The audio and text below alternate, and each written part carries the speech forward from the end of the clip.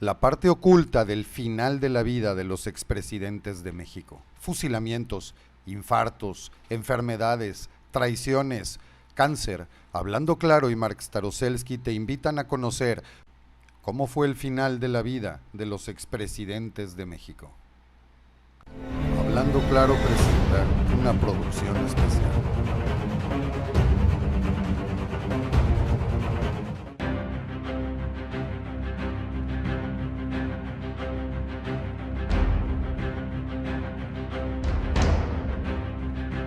Agustín Cosme Damián de Iturbide y Aramburu, nacido en Valladolid, Michoacán, el 27 de septiembre de 1783.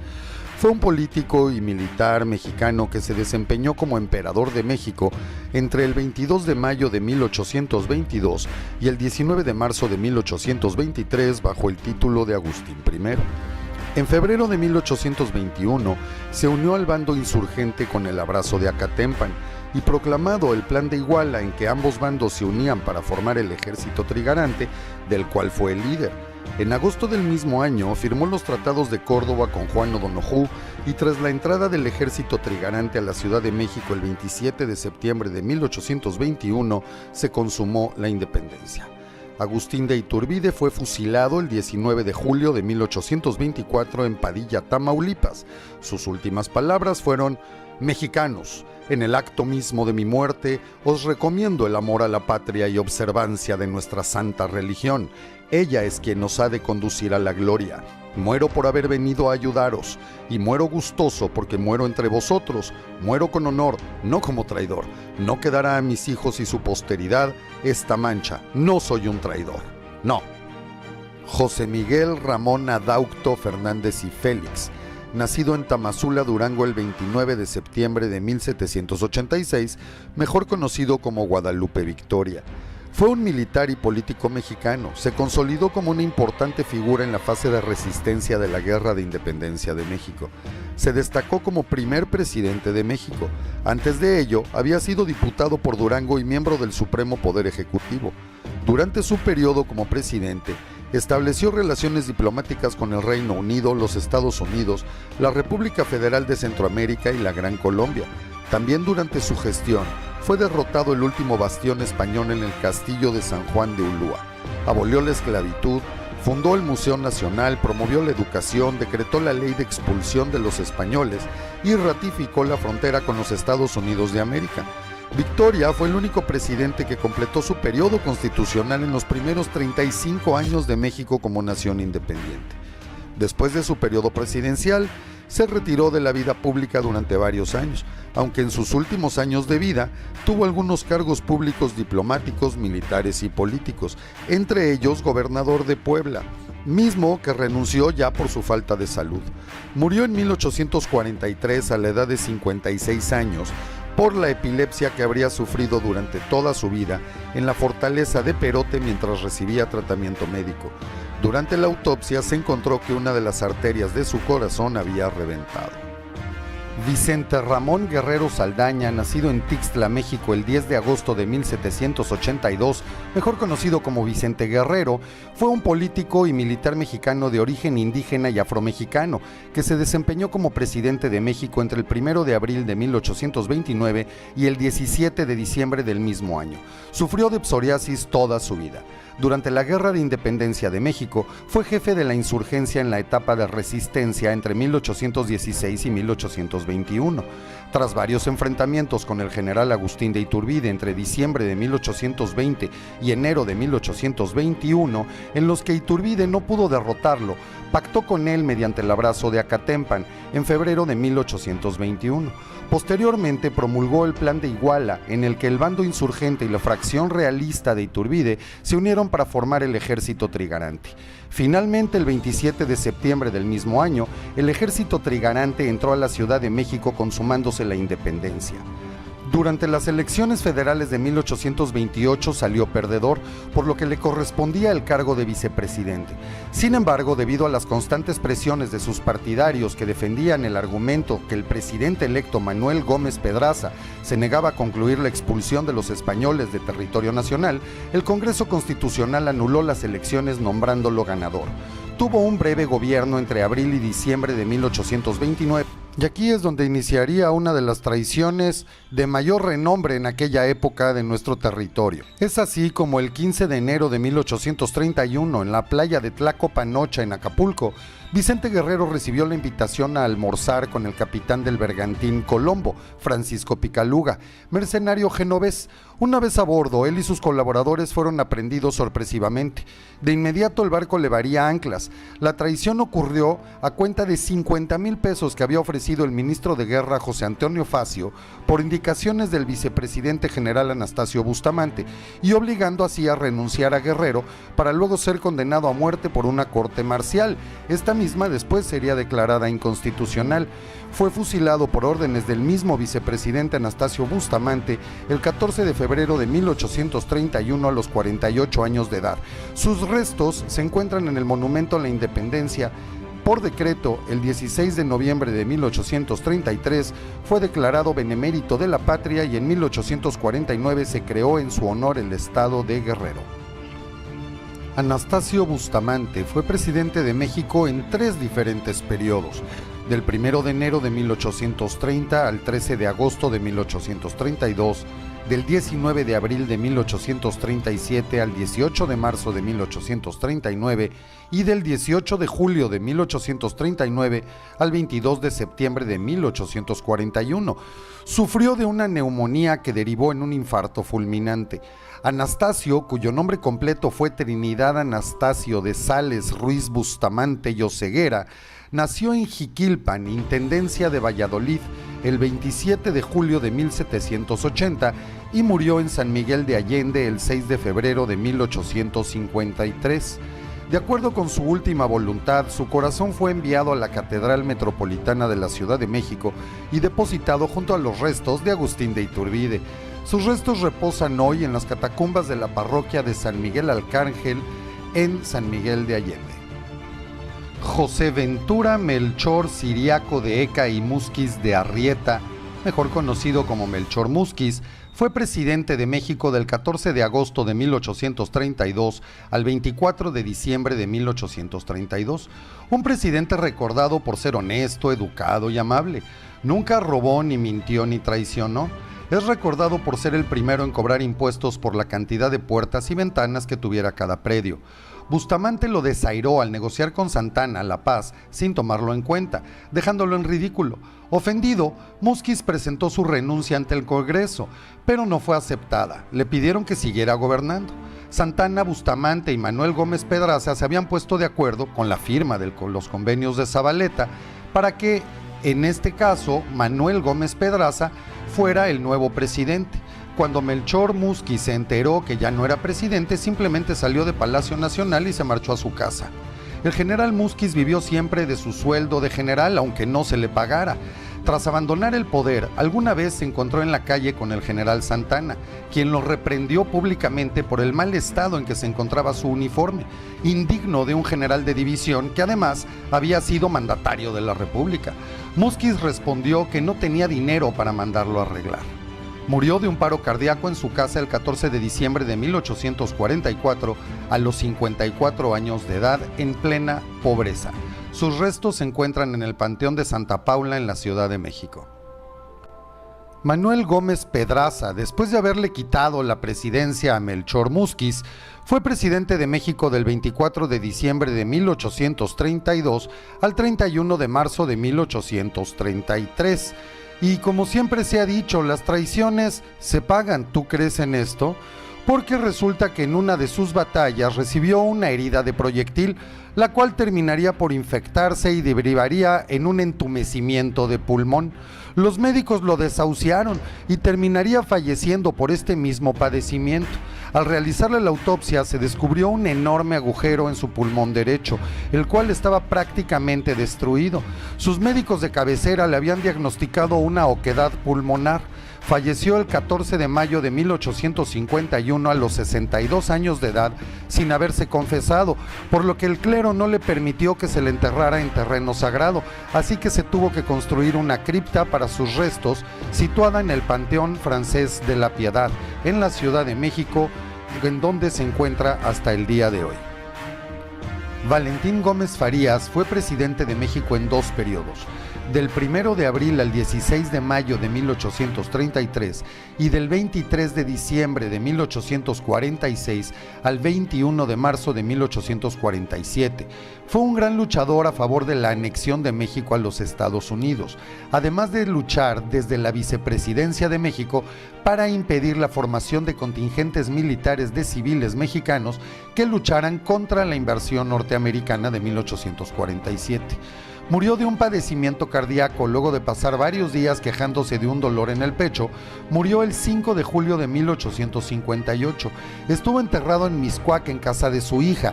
Esto debido a la negativa de la iglesia para su entierro según los cánones católicos, debido a su postura frente a la iglesia.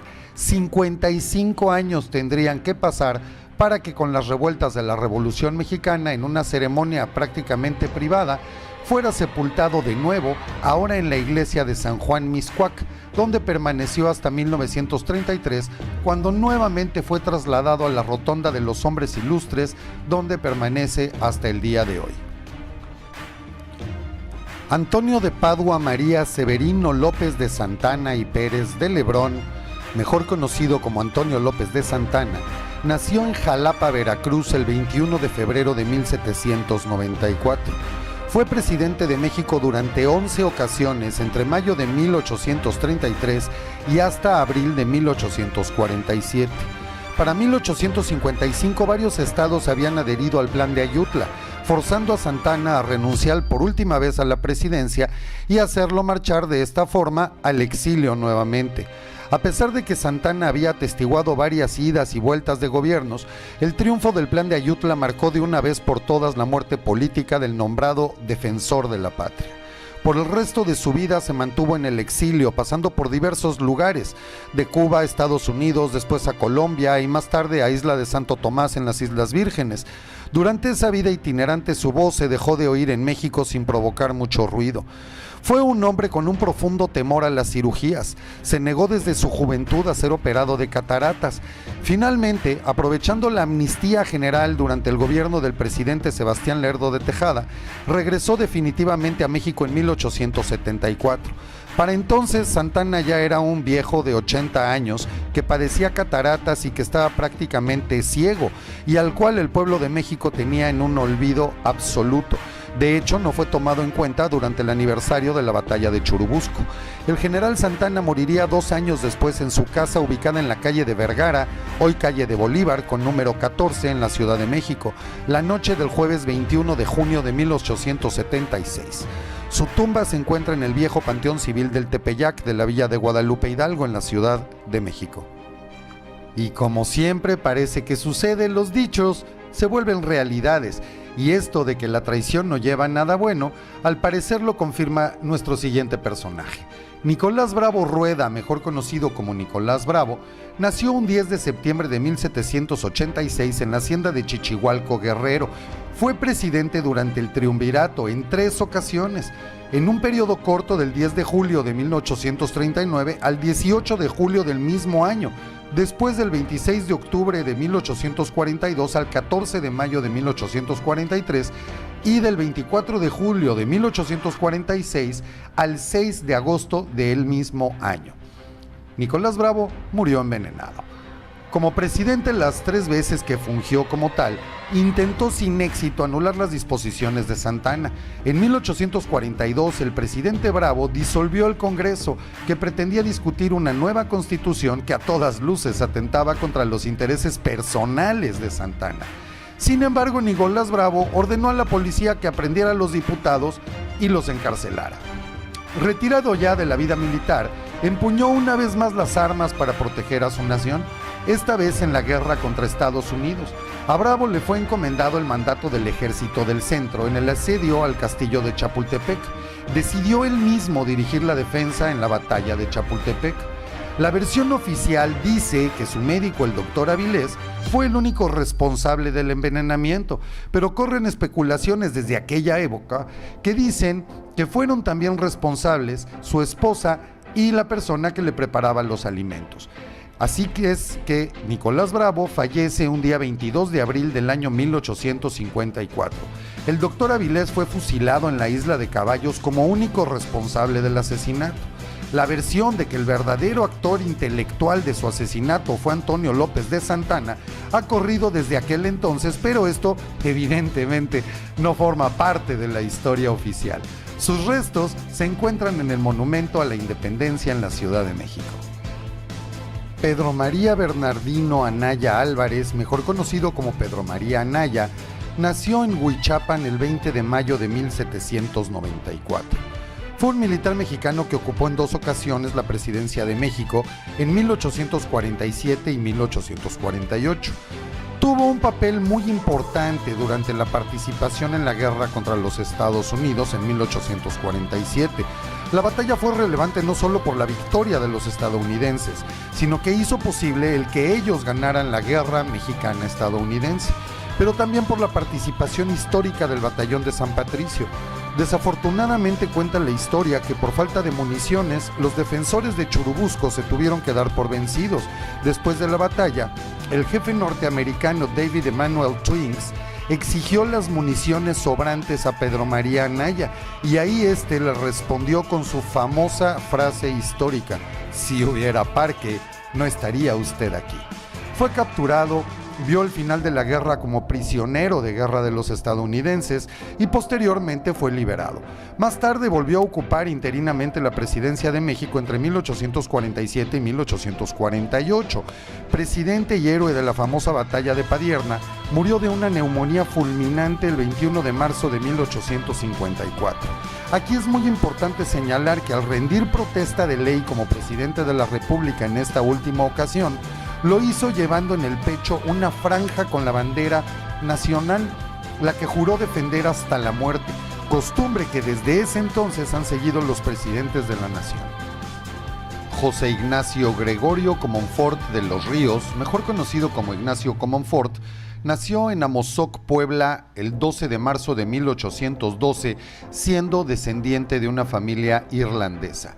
Un político y militar mexicano quien fuera presidente como interino del 11 de diciembre de 1855 al 30 de noviembre de 1857 y después como presidente constitucional del 1 de diciembre de 1857 al 21 de enero de 1858.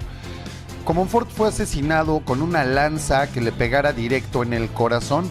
Él se hacía cargo de proteger a Santiago de Querétaro, pero un día de camino a Celaya fue atacado por los guerrilleros del conservador Sebastián Aguirre en el pueblo de Chamácuaro, Guanajuato. Fue herido de muerte el 13 de noviembre de 1863 y murió mientras era trasladado a Celaya. Fue enterrado en el Museo Panteón de San Fernando, donde sus restos se encuentran hasta el día de hoy. Manuel Robles Pezuela, nacido en Guanajuato, el 23 de mayo de 1817, fue un político y militar presidente de México derivado del Plan de Navidad proclamado el 23 de diciembre de 1858. Derivado de este mismo plan, derrocó a Félix María Zuloaga, siendo presidente interino también por el Plan de Tacubaya en oposición al presidente constitucional Benito Juárez.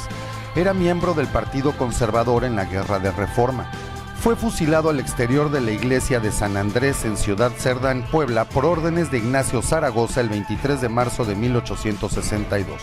Sus restos fueron trasladados a la Ciudad de México hasta el 11 de julio de 1863.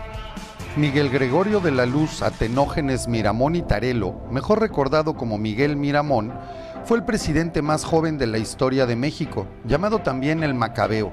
Fue presidente de México del 15 de agosto de 1860 al 24 de diciembre del mismo año. Miguel Miramón fue uno de los verdaderos niños héroes durante la defensa del castillo de Chapultepec. No se le reconoce como tal ni como presidente, ya que tuvo el atrevimiento de cuestionar el sistema republicano que Benito Juárez había aprendido y copiado de los Estados Unidos, ya que según Miramón, esto iba en contra del espíritu de México. Por lo tanto, se unió al bloque conservador que apoyaba a Maximiliano. A las 7:05 de la mañana del 19 de junio de 1867, en el Cerro de las Campanas en Querétaro, Maximiliano, Miramón y Mejía fueron fusilados por un pelotón de soldados republicanos del ejército del general Mariano Escobedo. A su cadáver se le extrajo el corazón para ser llevado a la hacienda de Cerro Prieto en San Luis Potosí. Su cuerpo fue trasladado al centro de la Ciudad de México, en donde se le practicaría un embalsamamiento en una funeraria de la calle Independencia número 59, y posteriormente sería sepultado en el Panteón de San Fernando en la Ciudad de México el 28 de septiembre de 1867.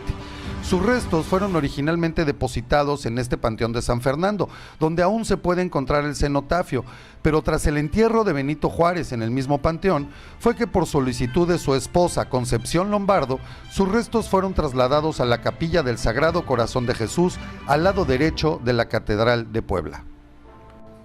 Benito Pablo Juárez García, Benito Juárez, nació en San Pablo Guelatao, Oaxaca, el 21 de marzo de 1806.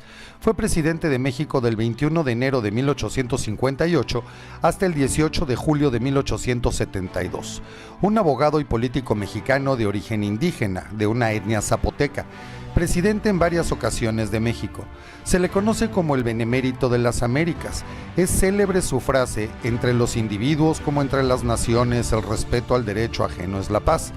Y así como también la siguiente frase, no tan célebre pero muy representativa de la ideología de Juárez: cuando la sociedad está amenazada por la guerra, la dictadura o la centralización del poder pueden ser un remedio para aquellos que atentan contra las instituciones, la libertad o la paz. La tarde del 17 de julio de 1872, Juárez decidió no dar su acostumbrado paseo en carruaje y le pidió a su yerno Santa Cilia que lo acompañara para luego ir al teatro con su hermana Manuela y así contarle la función. Juárez dormía en su alcoba de Palacio Nacional acompañado de su hijo menor Benito. La historia oficial dice que esa noche solamente tomó un atole, tuvo náuseas que no lo dejaron dormir, por lo que despertó a su hijo Benito. El 18 de julio a las 9 tuvo que llamar a su médico Ignacio Alvarado, el cual llegó cerca de las 10 de la mañana. A las 11 tuvo calambres muy dolorosos que lo llevaron forzosamente a la cama. Tenía el pulso bajo y sus latidos débiles. El tratamiento típico de la época fue arrojarle agua hirviendo en el pecho, cosa que se le hizo luego de colocarle la olla hirviendo en el pecho. Con tal remedio, Juárez reaccionó. La familia pasó al comedor y él se quedó en la recámara con el médico. Juárez platicó a su doctor historias de su niñez. Le contó que el padre Salvanueva era el hombre más bondadoso que él conoció. Ante la pregunta que le hizo al médico de si lo suyo era mortal, el doctor Alvarado le contestó: señor presidente, ¿cómo lo siento? Juárez siguió mal. Su familia estaba reunida, hijas, hijos, yernos y amigos. También diversos amigos y políticos fueron llegando a la sala. Juárez tuvo la insistencia de los ministros de Relaciones Exteriores, José María Lafragua, y el ministro de la Guerra, el general Alatorre. En esa tarde, ambos pidieron ver al presidente para recibir instrucciones. Juárez en ambos casos tuvo que vestirse y hablar con ellos, escucharlos y darles instrucciones. Los médicos mexicanos más prestigiosos de entonces acudieron a Palacio Nacional, entre ellos Gabino Marreda y Rafael Lucio, pero nada pudieron hacer. Juárez se tendió del lado izquierdo poniendo una mano bajo su cabeza. Muy fatigado, con evidente falta de oxígeno, sonrió e inmediatamente murió. Eran las 11:35 del 18 de julio de 1872 cuando los tres médicos reunidos declararon muerto al presidente. Sus hijas gritaban de dolor: papá, papá, no te vayas. La causa fue una angina de pecho. En la actualidad, una placa en el lugar de su muerte da cuenta de ello. Juárez duró en el cargo de presidente 14 años. Hubo meses de solemnidad en todo el país en su honor. Pero la verdad es muy diferente, ya que se especula que murió por envenenamiento por parte de una de las mucamas de Palacio Nacional. Esto, claro, no lo cuenta la historia oficial. Era ella la encargada de preparar y envenenar los alimentos del presidente, toda vez que el veneno utilizado tardaría aproximadamente 14 días en hacer efecto, por lo que durante esos 14 días Juárez agonizaría lentamente, y según algunos testigos presenciales, Juárez murió mientras se encontraba en el baño haciendo sus necesidades. Por supuesto, esta historia fue cambiada por respeto al presidente y para conservar su imagen. Sebastián Lerdo de Tejada fue presidente del 18 de julio de 1872 al 20 de noviembre de 1876. Fue uno de los que intentaron convencer a Juárez de renunciar a su mandato con la intención de quedarse él en el poder. pudo acceder a la presidencia de México hasta la muerte de Juárez. Gobernó durante 4 años y era un convencido de la anexión de México a los Estados Unidos. Después de modificar las leyes para un fallido intento de reelección, fue desterrado por el general Porfirio Díaz. Terminó viviendo en una casa de asistencia para adultos mayores en la ciudad de Nueva York desde 1877, donde falleció el 21 de abril de 1889 por una afección pulmonar. Sus restos fueron trasladados a la Rotonda de las Personas Ilustres, donde se encuentran hasta el día de hoy. José María Iglesias fue presidente de México del 27 de octubre de 1876 al 6 de diciembre de 1876. Falleció el 17 de diciembre de 1891 de un paro cardíaco. Padecía de alalia, una enfermedad del sistema nervioso que deja a quienes la padecen sin habla, la cual además genera diversos síntomas que se confunden con un retraso mental, ocasionando también un progresivo deterioro de diversos órganos del cuerpo humano. Una dolencia relacionada a las vértebras tercera y cuarta dorsales, pero que para la época eran desconocidas, lo que al paso del tiempo le ocasionaría la muerte. Sus restos descansan en la Rotonda de los Hombres Ilustres. Manuel González fue presidente de México del 1 de diciembre de 1880 al 30 de noviembre de 1884. José Manuel del Refugio González Flores. Una vez concluido su mandato durante el año de 1885, al presidente Manuel González se le diagnosticó diabetes mellitus. A pesar de que sus médicos le aconsejaran modificar su dieta, reducir alimentos grasos, aceites y llevar una vida más sana, el presidente González siguió disfrutando y dándose vida de rey. De hecho, se dice que le gustaban mucho las gorditas fritas de chicharrón, las cuales eran sus favoritas. Al no hacer caso ni respetar dieta alguna, años después desarrolló cáncer de páncreas que lo llevaría a la muerte el 8 de mayo de 1893. Sus restos descansan en la Rotonda de las Personas Ilustres. José de la Cruz Porfirio Díaz Mori, don Porfirio Díaz, nació en Oaxaca de Juárez, Oaxaca, el 15 de septiembre de 1830. Fue un político y militar mexicano. El tiempo que acumuló ejerciendo el cargo de presidente de México tuvo una extensión sin precedentes, llegando a los 30 años con 105 días. Este periodo se denomina porfirato. Durante los últimos meses de 1914 y los primeros de 1915, su salud comenzó a deteriorarse rápidamente. Así que más tarde, en junio de 1915, su médico le ordenó absoluto reposo, por lo que tuvo que dejar sus diarias caminatas matinales por el bosque de Bolonia. Según los relatos de Carmen Romero Rubio, su esposa, decía que él padecía ya de alucinaciones. Se dice que en sus últimos días de vida, el ya viejo don Porfirio pronunciaba repetidamente el nombre de su hermana Nicolasa. El 2 de julio, finalmente, ya había perdido la palabra y la noción del tiempo. Su médico de cabecera fue llamado al mediodía y a las 6 de la tarde con 32 minutos, hora de Francia, José de la Cruz Porfirio Díaz Mori falleció a la edad de 84 años de edad. La causa oficial de su muerte se estipuló como arteriosclerosis múltiple, un progresivo endurecimiento de las venas y arterias que le causó varias complicaciones médicas. Sus últimas palabras fueron: México. Fue enterrado en la iglesia de Sant Honoré Lilió el 27 de diciembre de 1921. Sus restos fueron trasladados al cementerio de Montparnasse en París. Cuando Carmen Romero Rubio volvió a México en 1934, dejó sus restos en Francia. Desde el año de 1989 se han expresado intenciones de regresar a México los restos de don Porfirio, pero hasta el día de hoy esto no se ha podido lograr. Francisco Ignacio Madero, presidente del 6 de noviembre de 1911 al 19 de febrero de 1913. La muerte de Francisco Madero está plagada de polémica, ya que la versión oficial es que murió de 2 balazos en la cabeza por órdenes de Victoriano Huerta al ser trasladado a prisión junto con Pino Suárez. Pero existe la versión más creíble de que fuera asesinado por órdenes del embajador de los Estados Unidos, Henry Lane Wilson. Él fue quien, bajo las órdenes del presidente estadounidense William Taft, conspirara para que Victoriano Huerta y Aureliano Blanquet se sumaran a los levantados Félix Díaz y Manuel Mondragón, siendo el mismo embajador Wilson el actor principal para que el 22 de febrero de 1913 fueran asesinados el presidente Madero y el vicepresidente Pino Suárez. Se cuenta que cuando Huerta, enterado del asesinato de Madero, pegó un grito muy enojado: "Se ya hicieron mártir a este tonto".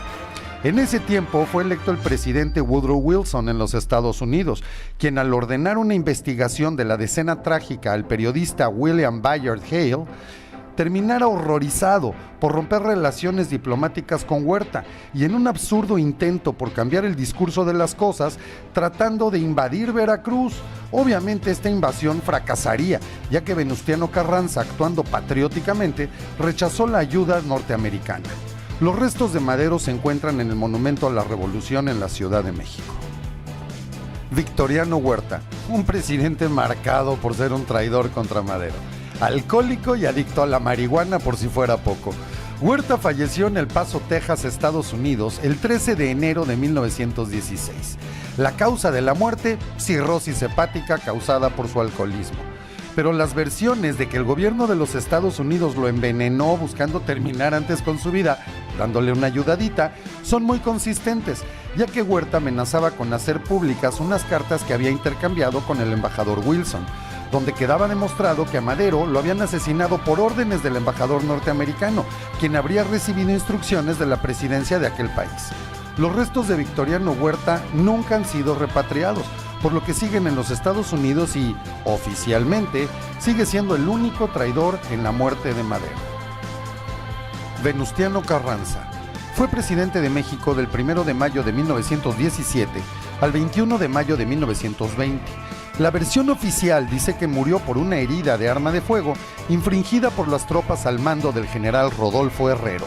Lo asesinarían mientras dormía en un jacal. Pero hubo varios testigos que declararon que Carranza se suicidó para no darle el gusto a Obregón y a ninguno de sus enviados de asesinarlo y humillarlo. Del suicidio de Carranza hubo varios testigos presenciales que incluso decían que había muerto como todo un macho. Fue enterrado en el Panteón Civil de Dolores en la Ciudad de México, pero en el año de 1942 sus restos fueron depositados en el Monumento a la Revolución, donde permanecen hasta el día de hoy. Álvaro Obregón. La versión oficial dice que fue asesinado de 5 tiros por un tirador solitario, José de León Toral. Sin embargo, en el libro México Acribillado, publicado por Editorial Alfaguara, bajo la autoría de Francisco Martín Moreno, se señala una versión en la cual una supuesta autopsia realizada por un tal Lozano Garza al cadáver de Obregón revelaría que hubo al menos 6 tiradores con armas diversas y distintos calibres: 8 milímetros, 7 milímetros, 32, 38 especial, 45, en fin. Pero no hay evidencia de esto y la Secretaría de la Defensa ha dicho que no existió ningún médico forense en sus filas bajo ese nombre. El asesinato del general Obregón cometido por su asesino José de León Toral, ocurrido el 17 de julio de 1920 en el restaurante La Bombilla en el barrio de San Ángel en la Ciudad de México, recuerda el asesinato de Luis Donaldo Colosio, ya que fueron llevados a cabo por asesinos solitarios cuando ambos eran candidatos a la presidencia. Es muy conocida la historia en la cual un enfrentamiento del general Obregón contra las fuerzas de Francisco Villa, una esquirla de granada le hiciera perder el brazo derecho, el cual fue primero robado y luego llevado a un prostíbulo en la Ciudad de México, para luego ser recuperado por el mismo doctor que le realizara la amputación tras el incidente. Años después de que el brazo del general estuviera exhibido en el monumento del Jardín La Bombilla, fue incinerado y devuelto a sus familiares para darle sepultura. Los restos del general Álvaro Obregón se encuentran en el Panteón Municipal de Guatabampo, en Navojoa, Sonora. Plutarco Elías Calles, presidente de México del 1 de diciembre de 1924 al 30 de noviembre de 1928. Durante su gobierno es que da inicio la Guerra Cristera. El presidente Calles, debido a su alcoholismo, fue operado de cálculos biliares durante el año de 1933 en Los Ángeles, California. Al pasar de los años volvería a tener molestias y es así como el 12 de octubre de 1945 tiene una nueva intervención quirúrgica, pero esta vez sería una operación del hígado, durante la cual sufriría una hemorragia y la formación de un coágulo en el intestino. Los médicos reportaron haber encontrado adherencias en el tubo de secreciones del hígado, las cuales fueron achacadas a malas prácticas durante la cirugía anterior. Una semana después de la cirugía sufriría una nueva hemorragia masiva en la arteria que alimenta tanto al intestino grueso como al intestino delgado, conocida como la arteria mesentérica, la cual deriva de la aorta y es la encargada del flujo sanguíneo al sistema digestivo del cuerpo humano. Esta masiva hemorragia causaría la muerte al presidente Calles. En su acta de defunción se determina como causa de su fallecimiento el bloqueo del conducto biliar sumado a un derrame masivo del conducto principal del sistema digestivo. Abelardo L. Rodríguez se desempeñó como presidente de México sustituto, siendo el último no electo constitucionalmente, el 2 de septiembre de 1932 al 30 de noviembre de 1934. Durante 1923 fue designado por Obregón como gobernador del territorio de Baja California y ratificado en el cargo por su amigo Plutarco Elías Calles, ejerciendo como gobernador hasta el 3 de enero de 1930.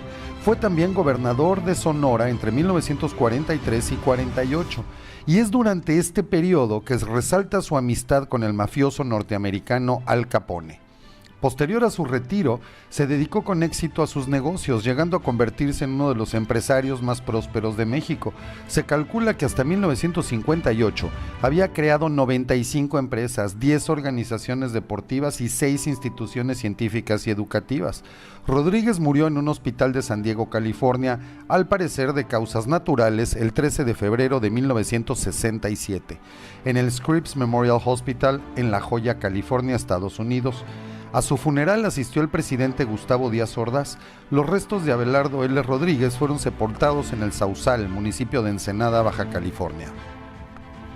Lázaro Cárdenas del Río, presidente del 1 de diciembre de 1934 al 30 de noviembre de 1940. El 9 de enero de 1970, Lázaro Cárdenas sería operado de una hernia umbilical en el Sanatorio Santa Elena de la Ciudad de México. Los médicos notaron una inflamación extraña en el lado izquierdo de su cuello. Lo operaron y desafortunadamente diagnosticaron melanoma. Lázaro Cárdenas murió víctima de cáncer en la Ciudad de México el 19 de octubre de 1970, exactamente 25 años después del deceso de su adversario político Plutarco Elías Calles. En el libro México Contemporáneo, de 1867 a 1940, Cárdenas en su historia, editado por el Instituto Politécnico Nacional, se menciona que la enfermedad de Cárdenas comenzó por un lunar cerca de la boca, que se convirtió en melanoma.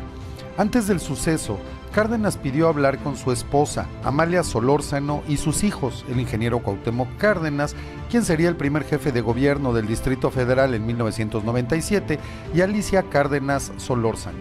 Como nunca se quejaba, les sorprendió que les dijera: me siento muy mal, creo que ahora sí es la última.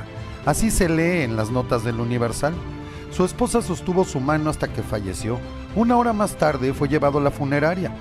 Según la crónica publicada por este diario, cerca de la 1 de la madrugada, cuando el cortejo fúnebre regresó con el cuerpo del exmandatario al número 605 de la calle de Andes, en la colonia Lomas Virreyes de la tercera sección de Chapultepec, donde se encontraba el domicilio del expresidente, la calle estaba repleta de gente. Sus restos fueron depositados en el Monumento a la Revolución, donde permanecen junto a los de Francisco I. Madero, Pancho Villa, Venustiano Carranza y el mismo Calles. Manuel Ávila Camacho, presidente del 1 de diciembre de 1940 al 30 de noviembre de 1946. El 10 de abril de 1944, Ávila Camacho estaba en Palacio Nacional y se dirigía a las 9:30 de la mañana a sus oficinas para comenzar sus labores. Cruzó el patio mientras había una guardia de honor interpretando una marcha. Al salir del elevador se le acercó un teniente de artillería de filiación sinarquista, José Antonio de la Lama y Rojas, de 31 años de edad, quien fue saludado por el propio Ávila. De la Lama le preguntó: señor presidente, ¿cómo está usted? A lo que le contestó: ¿cómo te va? ¿Qué andas haciendo? Momento en el que el atacante disparó contra el primer mandatario con su arma de cargo calibre 45. El presidente caballero se abalanzó sobre el agresor y resultó ileso, ya que por suerte portaba debajo de su traje un chaleco antibalas. Logró desarmar al sujeto ya en el elevador. Ávila le preguntó a De la Lama que qué le pasaba, y De la Lama le contestó: señores, que en este país no hay libertad ni justicia, no nos dejan a los militares entrar uniformados a las iglesias ni a las logias. 12 horas más tarde, reportes oficiales citaron que estando detenido, de la Lama quiso huir, por lo que fue abatido falleciendo el 12 de abril del mismo año por peritonitis. Una vez terminado su sexenio, Ávila Camacho se retiró de la política y se fue a vivir a su rancho La Herradura. Una vez ahí, él y su esposa se dedicaron a una intensa vida social. Tan grande era la propiedad que tiempo después ese rancho La Herradura fuera convertido en el fraccionamiento que hasta el día de hoy lleva su mismo nombre. El matrimonio conservó más de 5,000 metros cuadrados de jardín. Ávila Camacho falleció de un infarto fulminante a los 58 años de edad en su rancho el 13 de octubre de 1955 durante el cumpleaños de su esposa. Sus restos reposaban en el rancho La Herradura, ubicado en Huixquilucan, Estado de México, pero tiempo después fueron llevados junto con los de su esposa al Panteón Francés en la Ciudad de México. Miguel Alemán Valdés fue un presidente que destacó por los derroches, los excesos y los supuestos actos de corrupción. Él fue presidente del 1 de diciembre de 1946 al 30 de noviembre de 1952. Durante su periodo presidencial, el país aumentó considerablemente su red de carreteras, vías férreas y obras públicas. Se mejoraron los sistemas de riego y creció el reparto agrario. También se favoreció la inversión privada. Se diversificaron las industrias automotrices, de motores, electrodomésticos y cadenas hoteleras. Impulsó el turismo en todo el país, pero particularmente en el puerto de Mazatlán. Miguel Alemán Valdés murió de un infarto al corazón en la Ciudad de México el 14 de mayo de 1983 a los 82 años de edad, mientras resolvía negocios en el despacho de su casa en el lujoso barrio de Polanco.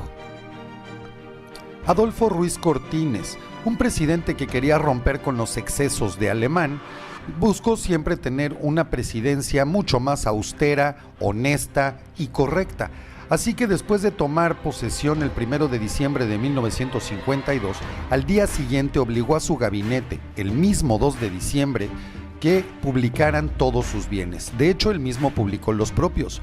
En su lista de bienes se podía leer que tenía una casa en la Ciudad de México, un rancho en Veracruz del que era propietario, un automóvil marca Lincoln modelo 1948 y el coche de su esposa, más unos cuantos ahorros modestos en el banco y su mobiliario. El valor total de sus propiedades ascendía a $34,000. Ruiz Cortines exigió a los 250,000 funcionarios públicos que hicieran sus declaraciones patrimoniales, mismas que se verificaron al inicio y al término del sexenio en 1958. Adolfo Ruiz Cortines no se había distinguido por un estado físico muy saludable. Solo un reducido grupo de personas se enteró que 5 semanas después de su toma de posesión fue intervenido quirúrgicamente al realizársele una extracción del apéndice por el doctor Gustavo Vaz, y a quien él mismo le negó que le aplicara anestesia general. Para que no se diera cuenta la prensa ni sus gobernados, Ruiz Cortines mandó improvisar un quirófano en su residencia de San José Insurgentes, donde tuvo su convalecencia.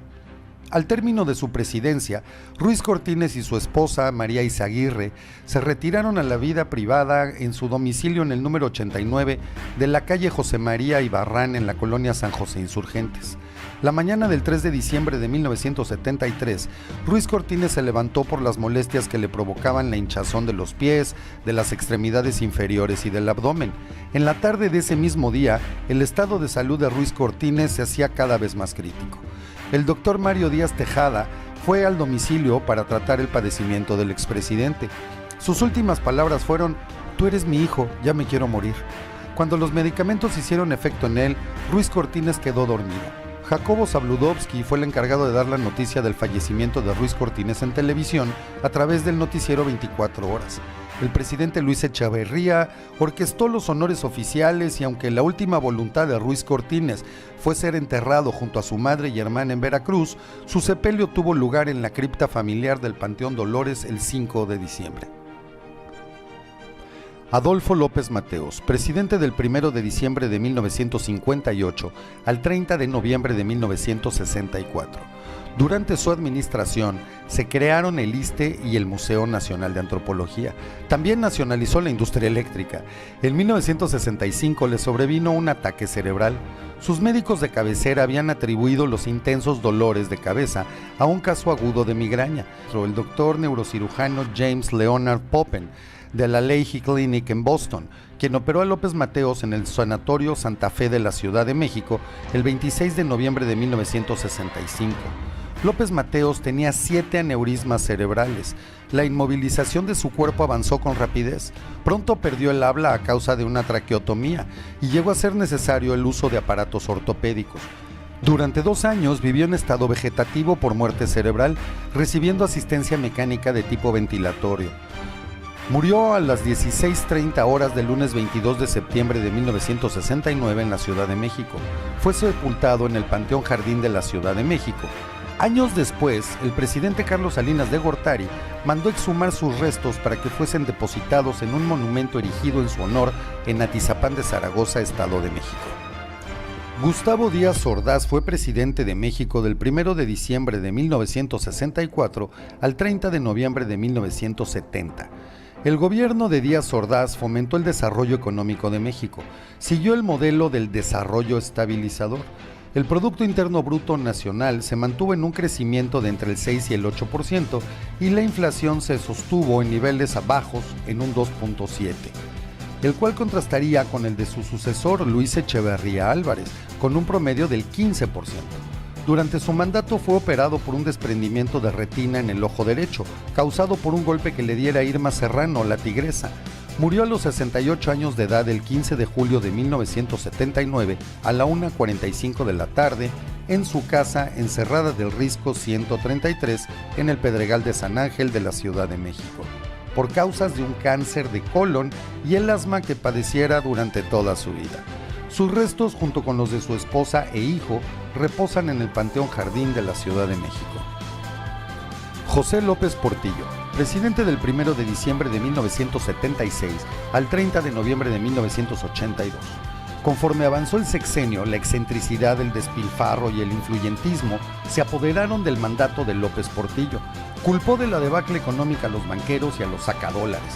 No admitió tener que ver en el hundimiento financiero del país. Soy responsable del timón, pero no de la tormenta. Y de un plumazo nacionalizó la banca y decretó el control de cambios, más en el tenor de una rabieta desesperada que de un golpe efectivo. Ya nos saquearon, México no se ha acabado, no nos volverán a saquear, todavía se atrevió a decir.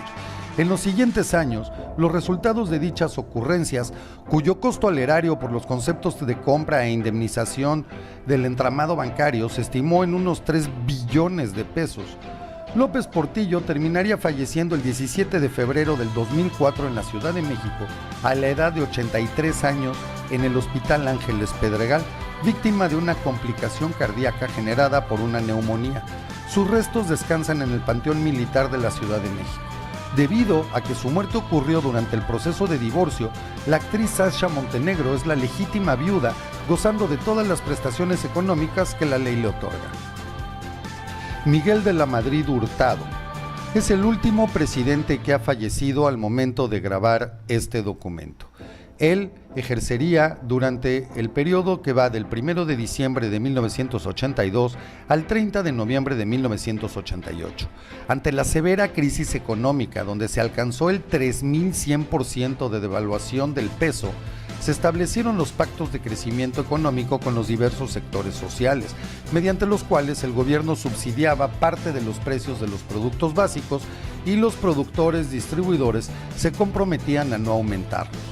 En enero de 1986, con aproximadamente 3 años de negociaciones, México logró ser admitido en el GATT, siendo el punto más fuerte de esta administración. Durante el desfile del 1 de mayo de 1984, un grupo de manifestantes lanzó bombas Molotov al balcón de Palacio Presidencial, donde de la Madrid y varios invitados presenciaban el desfile.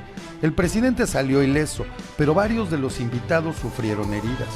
El 19 de septiembre de 1985, un terremoto de 8.1 grados en la escala de Richter sacudió la Ciudad de México con una fuerte réplica al día siguiente. La opinión pública consideró que la cifra de muertes podría haber rebasado las 40,000 personas. La reacción inicial del gobierno fue muy lenta e inadecuada, lo cual hizo que fuera la población la que tomara el liderazgo en la organización de las labores de rescate de las víctimas y cuerpos entre los escombros. Tanto las declaraciones del presidente de la Madrid, señalando que el país no requería de ayuda extranjera, para enfrentar la tragedia, como su decisión de no permitir que el ejército colaborara con la población en las labores de rescate durante las primeras horas posteriores al terremoto, así como su negativa a suspender el pago de la deuda externa para destinar esos recursos a las labores de reconstrucción, ya que el presidente de la Madrid destinaba aproximadamente el 30% del presupuesto nacional al pago de la deuda externa. Le valieron severas críticas a esta administración. El expresidente falleció a los 77 años el 1 de abril del 2012 a las 7:30 de la mañana en el Hospital Español de la Ciudad de México. Esto después de un largo padecimiento de enfisema pulmonar. Sus restos fueron velados en la biblioteca de su domicilio particular y en Galloso de Félix Cuevas. Al día siguiente de su muerte se le rindió un homenaje de Estado en el patio de honor del Palacio Nacional, encabezado por el presidente Calderón. Entre los asistentes destacó la presencia del expresidente Carlos Salinas de Gortari y miembros del gobierno federal. Si este video te ha gustado, no olvides suscribirte, darle like y comparte para que más gente sepa cómo terminó la vida de los presidentes.